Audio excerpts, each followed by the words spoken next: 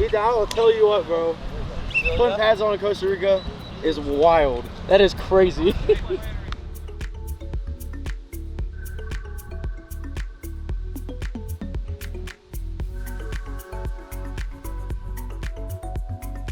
How we set that up was actually an idea from one of the staff members at HPS. They call it high, low, and buffalo. And a high would essentially just be like, what were some awesome things that happened throughout the day? And so sharing those really awesome moments and memories. My high was probably going to like the daycare, the little kids school, and getting to play with the little kids. And my favorite part was just like helping one of them down the slide, and she just grabbed on my finger, and it was just really cute. And that would be something I remember. A low would be more in the sense of what was hard, maybe what was difficult, what was challenging, maybe what was the Holy Spirit pressing on your heart that you weren't anticipating, and kind of processing that and working through that. And then along that line, my low is having to leave after developing a relationship with these people. And then the buffalo is something that was, what was unique? What was a unique experience that you just were not expecting to happen, but happened? What were some different things that occurred that kind of threw you off a little bit? Practicing on a soccer field that was 5,000 feet in the air, watching the clouds cut through the mountains. So I was just doing my practice stuff. Probably putting on a magic show for the entire team at the cafe.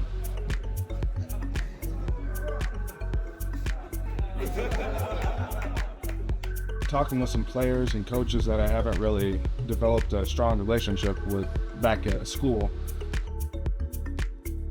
Me falling out of a chair and snapping it in the middle of a team meeting. That was kind of embarrassing, but it was really funny too. Give everyone a good laugh. We went into this orphanage for teenagers and adolescents, and we asked them who cuts their hair, and they pointed to this guy in the corner, and soon enough I was getting my hair cut by this 15-year-old kid, and it was awesome.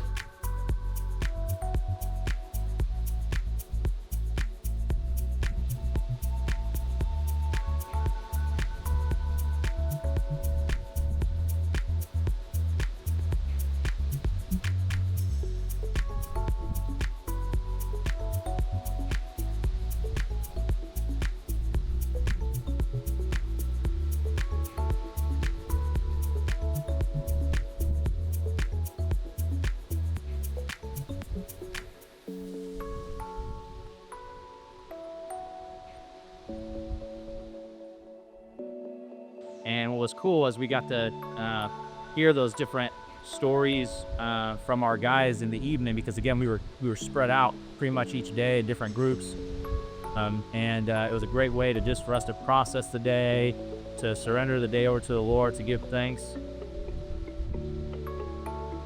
So Tuesday we started with actually going to a grocery store down here in Costa Rica, trying to get our players to get the most amount of groceries under a certain budget using the specific currency down here. So that was fun to see our guys walking around. It was an awesome moment and really impactful for our dads.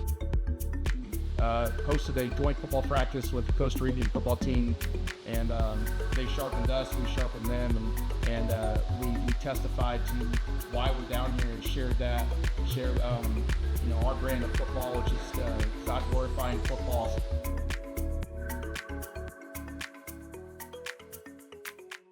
Partnered with Thrive Ministry down here, and just in aims to protect the children that have been rescued from organ and trafficking and sex trafficking, but our guys got to spend time with these kids, and there were stories and testimonies that were shared that just brought to reality the evils of this world that most of us couldn't even comprehend.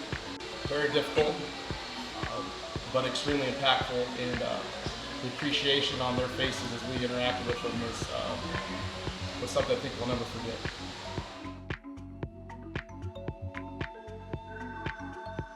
I worked really hard at Taylor to try and figure out what I'm doing, and it really made it feel like it was all worth it in that moment. It was just, the Holy Spirit was in that moment. I hope our players were able to feel that same sense of God glorifying football in the magnitude that I felt it.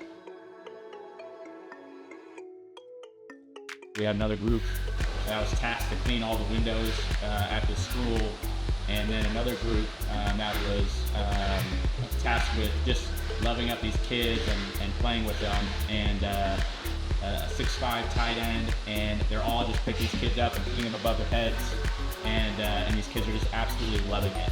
You know, I just greatly appreciate what this foundation is doing. They're truly serving the marginalized in society, from kids that come from horrible backgrounds or horrible life living situations, and then the elderly that otherwise would be homeless. This foundation is serving those people. Yeah, so we had an opportunity after a week of probably not a ton of rest, incredibly rewarding for our guys to have a day where we can come together and experience some rest, but also experience some fun cultural areas here at Costa Rica, going from a city, driving through the mountains and getting to the coast and experience the beach. You got to experience different activities that were here. A lot of our guys went on a trail at National Park right where we're staying at, and getting a chance to go see some different wildlife. A fun way for our guys to really just start to reprieve a little bit from a lot of different eyes, a lot of different emotions, and relax before we make the trip back home.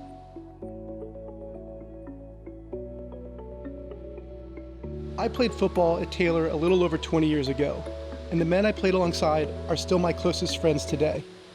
As an alumnus, you never stop caring at a program that was so foundational in shaping you, not just as a player, but as a God-fearing man, a husband, and a father. I can confidently say this program is focused on God-goring football. EMAT still runs deep through the program.